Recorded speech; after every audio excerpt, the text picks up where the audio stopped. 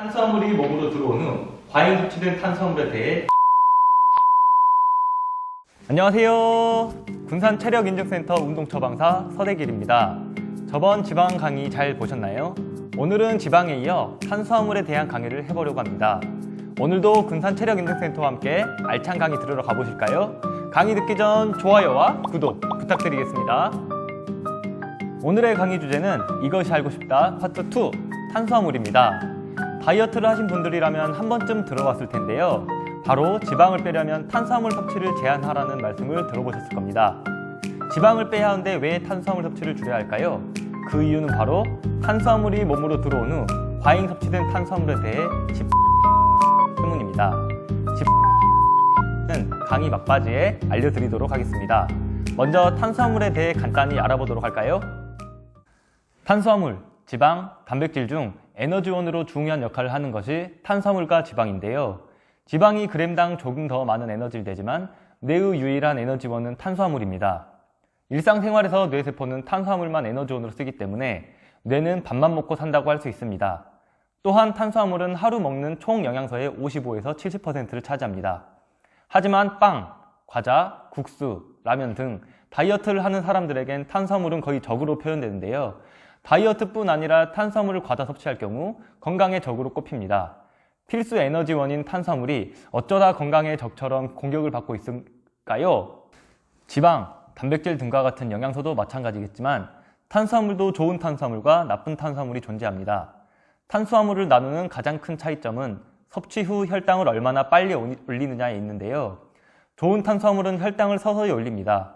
우리가 주로 먹는 쌀도 어떻게 섭취하느냐에 따라 공급원이 달라지게 됩니다. 흰 쌀밥은 혈당을 급격히 올리고 인슐린 분비를 빠르게 자극하지만 잡곡밥이나 현미밥은 혈당을 천천히 올리고 인슐린 분비를 과도하게 자극하지 않는 좋은 탄수화물입니다. 좋은 탄수화물은 현미, 통보리 등 곡류의 겉부분에 많고 양배추, 브로콜리, 연근과 같은 채소에 주로 들어있습니다. 반면 나쁜 탄수화물은 섭취 후 혈당을 빠르게 증가시켜 인슐린 분비를 자극합니다. 혈당이 급격히 오르고 내리기 때문에 배고픔을 빨리 느끼게 되며 과도하게 증가한 몸속 탄수화물은 지방으로 전환됩니다. 나쁜 탄수화물은 밀가루, 설탕, 초콜릿, 과자, 탄산음료 등과 같은 가공식품에 많이 들어있습니다. 그렇다면 탄수화물을 섭취하면 어떠한 과정을 거쳐 에너지원으로 사용되고 어떻게 지방으로 바뀌어 저장되는 것일까요? 우리가 탄수화물을 섭취하면 입과 소장에서 분해되고 대부분은 포도당으로 바뀌어 혈액 속으로 들어옵니다. 식사를 하게 되면 혈당 수치가 올라가게 되는데요. 혈당 수치가 올라가면 나오는 호르몬이 있습니다.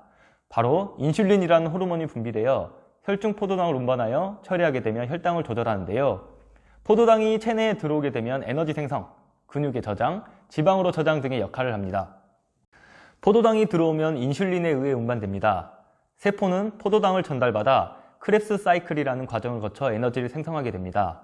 에너지를 생성하고 나온 포도당은 간으로 이동하는데요. 여기에서 처음에 말씀드렸던 탄수화물이 지방으로 변환되는 지방 신생 합성 현상이 일어납니다.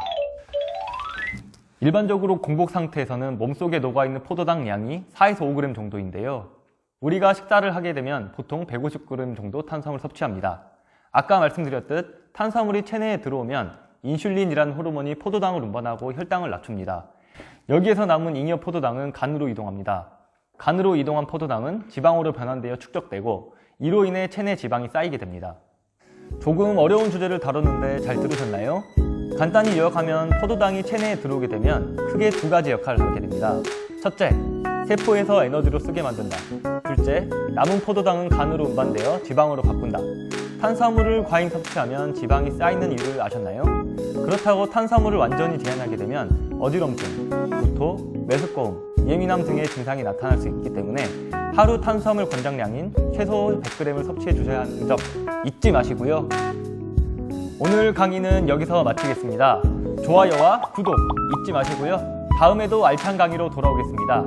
비만 탈출, 건강 증진, 군산 체력인증센터와 함께해요. 안녕.